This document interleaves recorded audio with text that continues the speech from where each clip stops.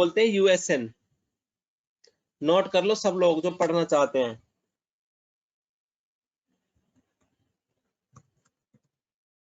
यूएसएन number in active directory. बहुत ही simple सी term है।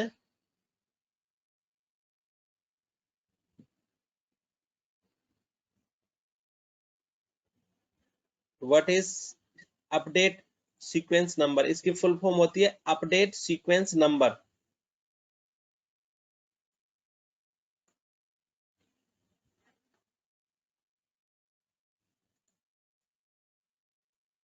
इसकी फुल फॉर्म होती है update sequence number. An update sequence number is a 64-bit number in Active Directory that increase as change occurs. Local counters on every domain controller assign USN. जब भी आप किसी भी domain controller पे locally कोई चीज चेंज करते हो तो ऑटोमेटिक उसका यूएसएन नंबर जो है वो चेंज हो जाता है।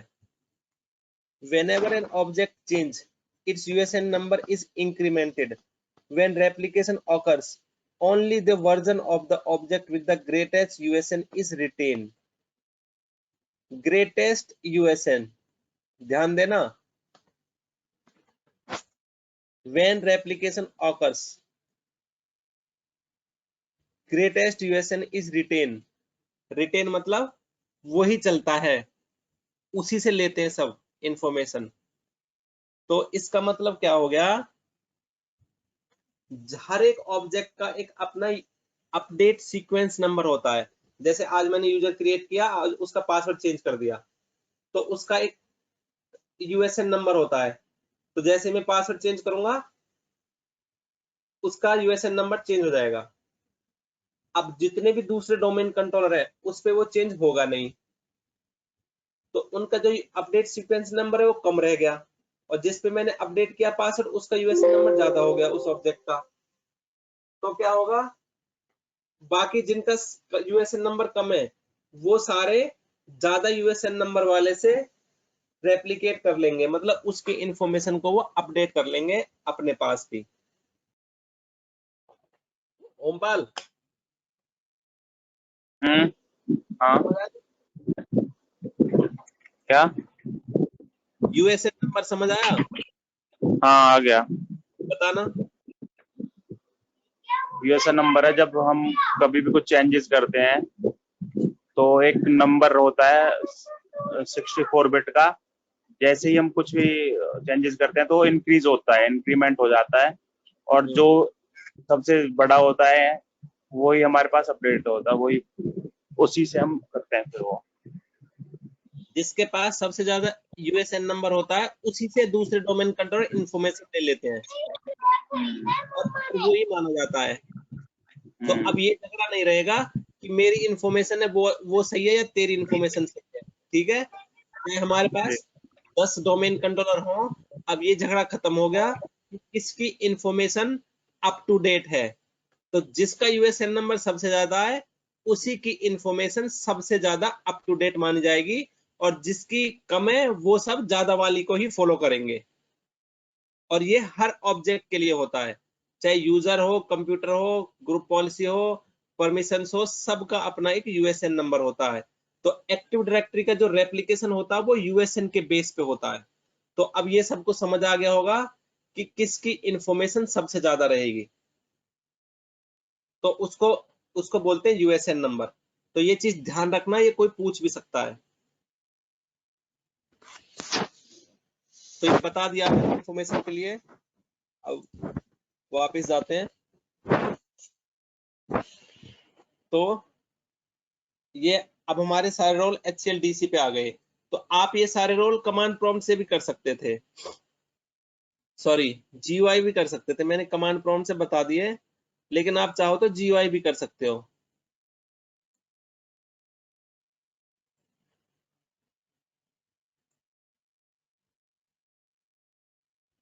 जैसे हमारे पास 2 डोमेन कंट्रोलर है, एक तीसरा डोमेन कंट्रोलर बनाते हैं, बट वो रीड ओनली डोमेन कंट्रोलर हो सकता है। हाँ हो सकता है।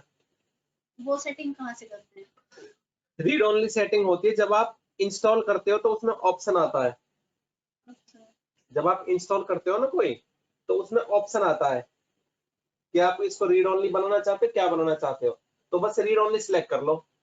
बट लेकिन वो सिंक होता रहेगा दूसरे सिंक होता रहेगा वो, और वो आपका रेप्लिकेट भी होता रहेगा, लेकिन उस पे कोई यूजर क्रिएट नहीं कर सकता, पासवर्ड चेंज नहीं कर सकता, कुछ भी नहीं कर सकता उस पे कोई, बस देख सकता है उसको। जैसे कोई यूजर ढूंढना हो, ढूंढ लिया हाँ ये है या नहीं है, कोई चीज वेरीफाई कर सकता है उस पे ढूंढ के, लेकिन वो कुछ अपडेट नहीं कर सकता, क्रिएट नहीं कर सकता, डिलीट नहीं कर सकता, इसलिए उसका नाम है रीड ओनली डोमेन कंट्रोलर। तो अगर देखना हो कि how to create read only domain controller, देख लेना, और कोई पूछे what is read only domain controller तो आप बता सकते हो, और कोई पूछे why we need read only domain controller तो आप कह सकते हो if we have any remote site where we have very less users and they have a problem in bandwidth, so we can create one read only domain controller so that the local users can get authenticated by the read only domain controller। जैसे suppose करो US Delhi और आपका Europe में domain control, लेकिन south Africa में जहाँ पे बहुत गरीबी है, वहां पे भी हमारा एक छोटा सा ऑफिस है, तो वहां पे भी 50-60 यूजर है, तो जब वो लोग यूजर लॉगिन करते हैं तो उनकी लॉगिन रिक्वेस्ट यूएस जाती है ऑथेंटिकेशन के लिए कि पासवर्ड सही है नहीं सही है, तो क्या होता है वेटिंग लॉगिंग ऐसे आता रहता बहुत देर तक। तो इस चीज से बचने के लिए हम क्या करेंगे, हमें एक साउथ अफ्रीका के अंदर रीड ओनली डोमेन कंट्रोलर लगा देंगे, तो क्या होगा, तो वो जो रीड ओनली डोमेन कंट्रोलर से वहां के यूजर ना फटाफट ऑथेंटिकेट हो जाएंगे। समझ में आया किसी को, नहीं आया रीड ओनली डोमेन कंट्रोलर का यूज? आ गया, आ गया। तो रीड ओनली डोमेन कंट्रोलर वहां बनाते हैं जहां हम किसी को राइट्स नहीं देना चाहते, लेकिन वहां पे जो वहां के यूजर हैं वो ऑथेंटिकेशन करने के लिए उनका कि वो ऑथेंटिकेट हो जाएं, तो इसलिए उनके लिए हम क्या करते हैं, एक रीड ओनली बना के छोड़ देते हैं कि इस पे किसी को लॉगिन नहीं करना है, और लॉगिन करने के लिए किसी को राइट्स दे भी देते हैं तो भी वो कुछ नहीं कर पाता वहां, क्योंकि वो रीड ओनली डोमेन कंट्रोलर है, उसको बोलते हैं RODC। तो अगर कोई पूछे क्या होता है, क्यों करते हैं और क्या यूज है, तो तीनों आंसर मैंने दे दिए हैं इसके। जिसके पास वॉइस नहीं आ रही उसका डेटा की स्पीड कम है, क्योंकि सबको आ रही है, इसका मतलब एक को नहीं आ रही है तो उसकी अपनी प्रॉब्लम है ये, अगर मेरे साइड से प्रॉब्लम होती तो सबको आती। तो ये स्किल्स आपको सीखनी पड़ेंगी जब ट्रबल शूटिंग करते हो। तो ऑफिस में आपसे कोई एक यूजर बोलेगा कि मेरे लैपटॉप में कुछ चीज चल नहीं रही है, तो आप क्या सोचोगे सर्वर खराब हो गया? नहीं, आपको देखना पड़ेगा एक यूजर की प्रॉब्लम है, दो की प्रॉब्लम है, सबकी प्रॉब्लम है। सबकी प्रॉब्लम है तो हो सकता है वो सर्वर साइड से हो, एक की प्रॉब्लम है तो हो सकता है कि सर्वर की तो नहीं है, एक यूजर की हो सकती है, या फिर 4-5 यूजर की प्रॉब्लम है तो देखो उन चीजों में कॉमन क्या है। 4-5 यूजर में एक फ्लोर पे रहते हैं या एक स्विच से कनेक्टेड है वो यूजर, या कुछ कॉमन क्या है उनमें, तो ट्रबल शूटिंग की स्किल्स है ये। अब आपके वॉइस नहीं आ रही तो आपको दूसरों से पूछनी चाहिए किस किस की नहीं आ रही है, इसलिए मैं बीच बीच में पूछता रहता हूँ, समझ आया नहीं आया।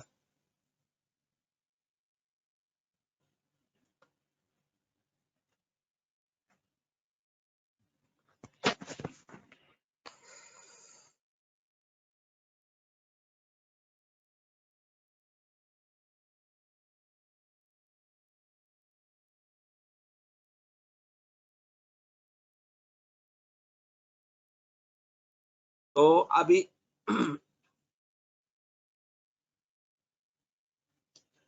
तो FSMO रोल क्लियर है, कौन से रोल का क्या यूज है, कैसे ट्रांसफर करते हैं, कैसे सीज करते हैं, ट्रांसफर क्यों करते हैं, सीज क्यों करते हैं, और इसका इम्पैक्ट क्या है।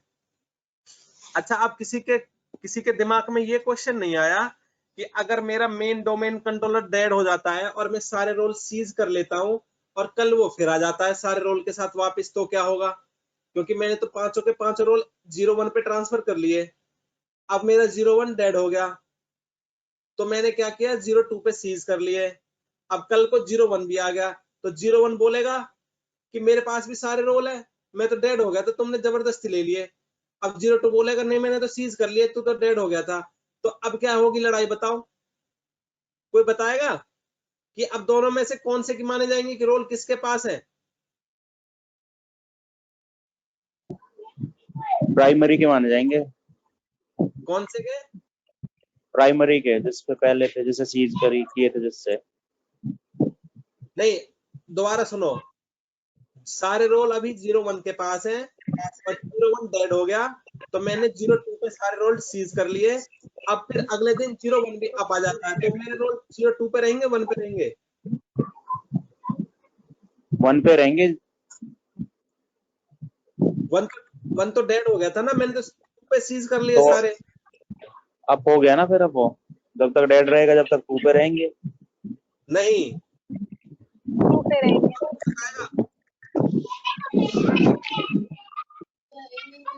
2 पे रहेंगे ना भैया।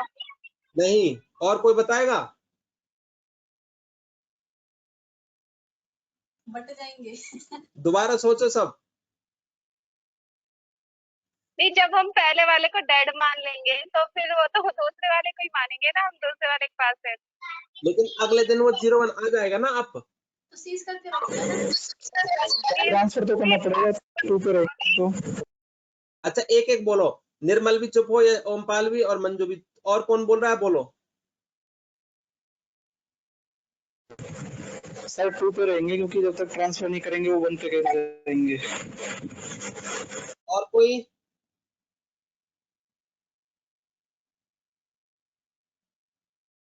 अच्छा अब मैं बताता हूँ आंसर। आंसर वो 2 पे रहेंगे, लेकिन अब मुझे ये बताओ 2 पे क्यों रहेंगे, 1 पे वापस क्यों नहीं गए वो, या फिर 1 के पास जो रोल थे वो कहाँ चले गए? क्योंकि अब हमने मैंने, पहले डेड मान लिया ना, उसको सीज कर लिया था। सीज करने अरे का मतलब है कि उसको हमने डेड मान लिया। मैंने सुन लिया, डेड मान लिया, लेकिन वो अप भी हो गया। अब वो तो कह देगा ना जब मैं सोया था तो मेरे पास 5 रोल थे, तुमने जबरदस्ती लिए, अब मैं अप आ गया हूँ, रोल तो मेरे पास थे उस टाइम तक, और उसके बाद मैं डिस्कनेक्ट हो गया, लेकिन मेरे से लिए तो किसी ने नहीं ना, जब मैं कनेक्ट नहीं हुआ था मेरे से ले कौन लेगा?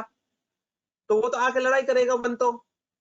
अब मुझे लॉजिक बताओ कि टू टू ही क्यों माना जाएगा कि सारे रोल 2 के पास है?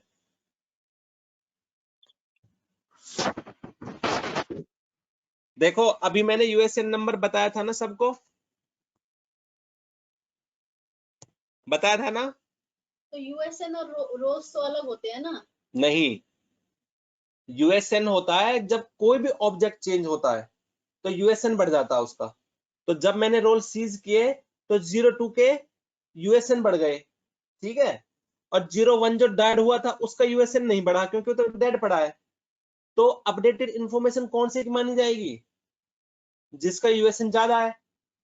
नहीं, अपडेटेड इन्फॉर्मेशन तो ठीक है, लेकिन रोल्स की बात हो रही है ना यहाँ पे तो। रोल्स का मतलब क्या है? रोल्स का मतलब इंफॉर्मेशन है ना, object. Every information in active directory is called object. तो कोई भी ऑब्जेक्ट में चेंज होगा उसका यूएसएन बढ़ जाएगा।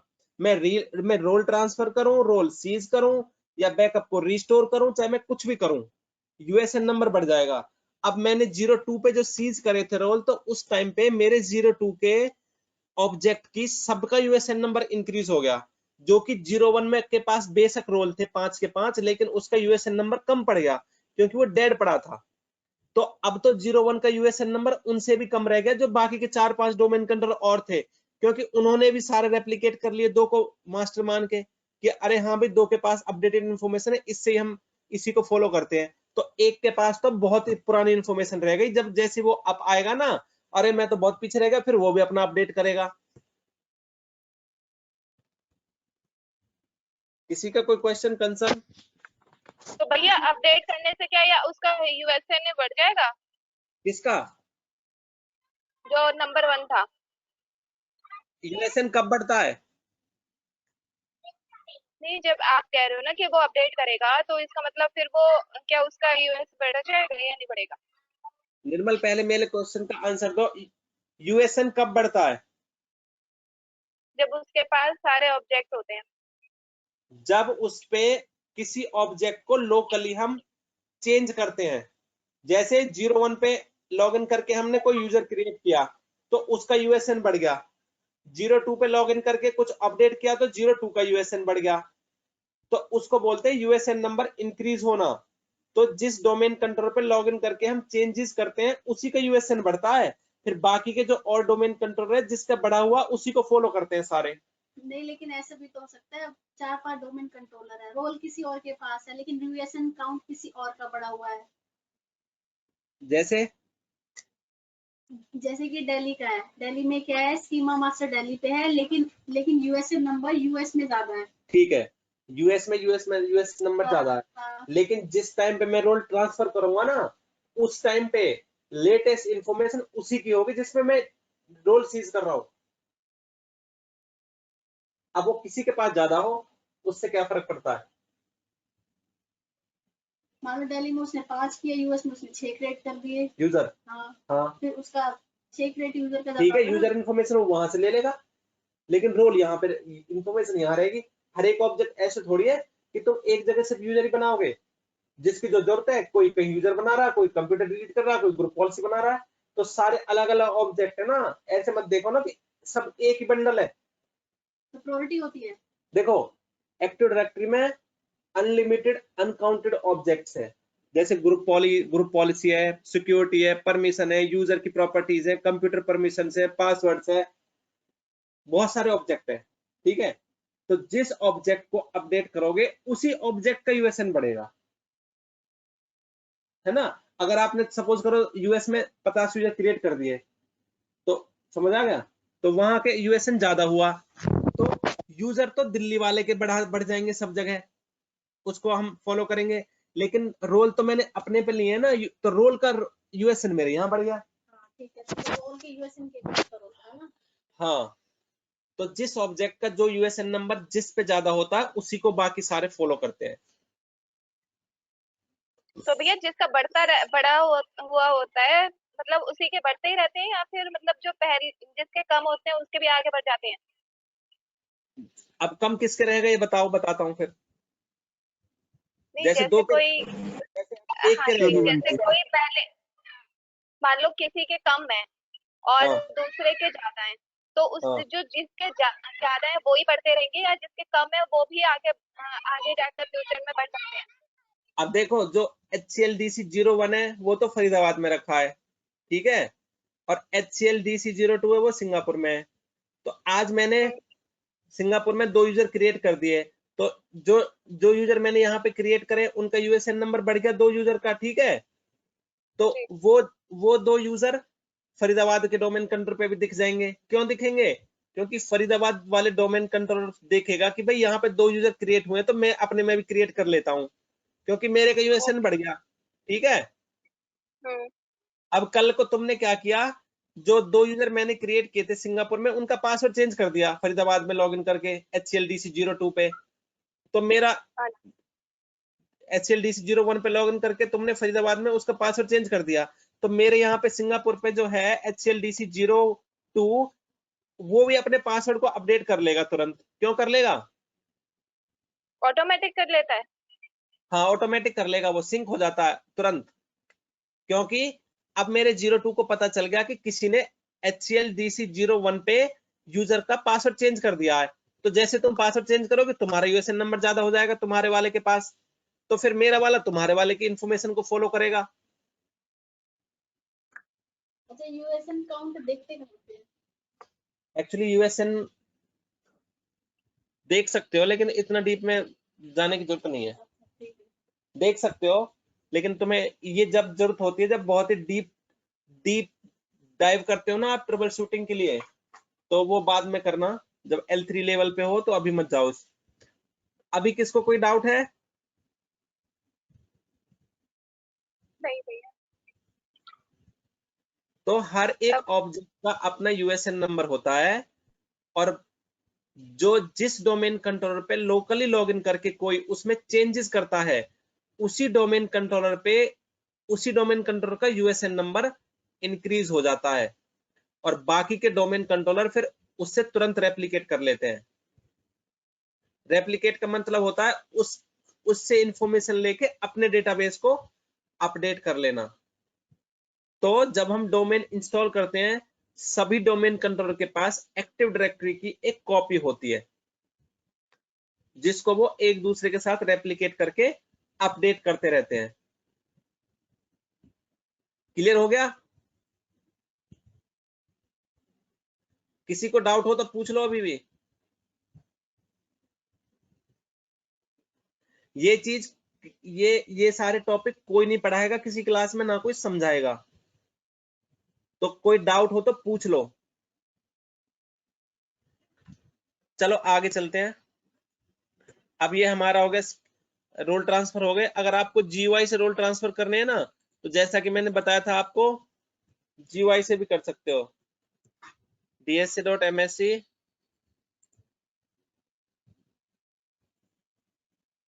देखो यहाँ पे करंटली रनिंग ऑन HLDC 01, नीचे आ रहा है 02, जैसे चेंज करोगे 02 पे चला जाएगा। ऐसे यहाँ देखो 01 02, यहाँ पे देखो 01 02, जैसे चेंज पे करोगे तो जो नीचे नाम है उस पे अपने आप चला जाता है वो। क्लियर है सबका? और अगर आपके पास 2 से ज्यादा डोमेन कंट्रोलर तो यहाँ पे ड्रॉप डाउन आएगा, यहाँ पे ड्रॉप डाउन आएगा तो सबके नाम दिखाई देंगे। यहाँ पे जिसको सिलेक्ट करोगे उसको सिलेक्ट करके चेंज कर दो, उस पे चला जाएगा। क्लियर है? और कुछ बताना है इस रोल ट्रांसफर में? इसका भी ये दोबारा बता दो एक बार। देखो अगर तुम्हें GUI से ट्रांसफर करने हैं, अभी तो मैंने कमांड से ट्रांसफर करने बताए थे। GUI से अगर करने हैं ग्राफिकल में जाके, तो यहां से कर सकते हो। यहां से RID मास्टर दिख रहा है सबको? RID मास्टर, ये रहा RID।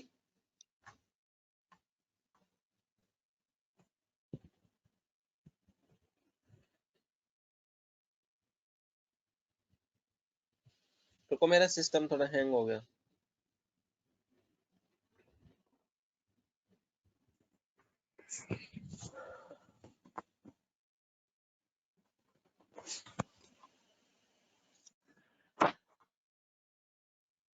देखो अगर किसी को ग्राफिकल में जाके चेंज करने हो तो यहां से कर सकते हो। यहां से इसको सिलेक्ट करोगे, ऊपर का मतलब है अभी इस पे रोल चल रहा है, नीचे का मतलब है इस पे करना हो तो चेंज पे क्लिक कर दो। चेंज किया मैंने, ओके ओके हो गया चेंज। अब देखो ये 2 पे चला गया, ये देखो। तो यहां से चेंज कर सकते हो, बाकी कमांड प्रॉम्प्ट से भी कर सकते हो। अब मैं चाइल्ड डोमेन बनाना बताऊंगा, जो कल मैंने इंस्टॉल किया था। तो मैं क्या करता हूं, अभी अभी देखता हूं मेरे रोल कहाँ चल रहे हैं। तो मैं सारे रोल 1 पे कर लेता हूं और फिर 2 को शट डाउन कर देता हूं, क्योंकि क्योंकि 2 चलते हैं ना तो मेरा सिस्टम थोड़ा स्लो हो जाता है।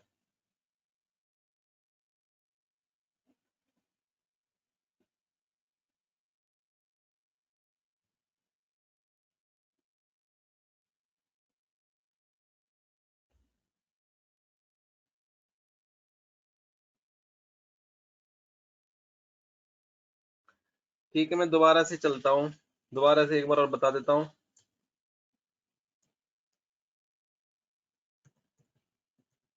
NTDS util roles connections connect to server HLDC 01, sorry command गलत हो गई, मेरा सर्वर नेम गलत कर दिया।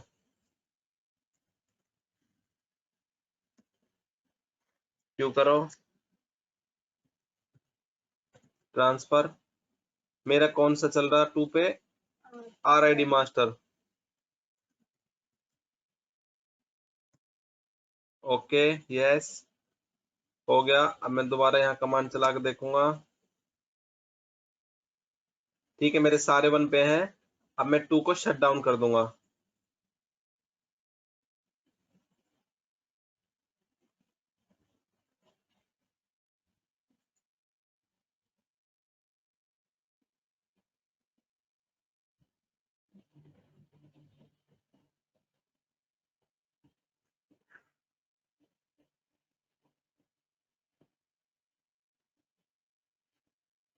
अब मैं जो मैंने चाइल्ड डोमेन बनाने के लिए कल बनाई थी मशीन, US ये वाली थी, इसकी कॉपी कर लूं टेम्पलेट बनाने के लिए। एक डोमेन कंट्रोल बनाना पड़ेगा ना बाद में 1वे4 एक्सेस के लिए, तो मैं इसकी एक कॉपी बना लेता हूँ।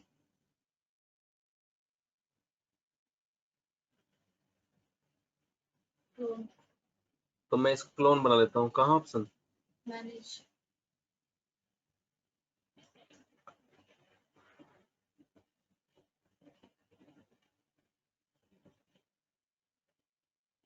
ये मैं वहीं से कॉपी कर लेता हूँ फोल्डर से।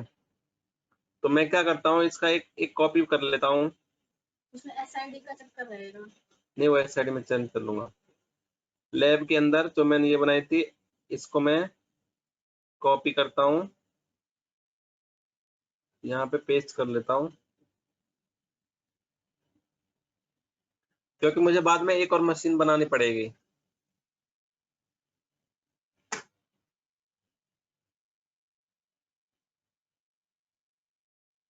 दूसरा डोमेन बनाऊंगा तो मुझे उसकी जरूरत पड़ेगी।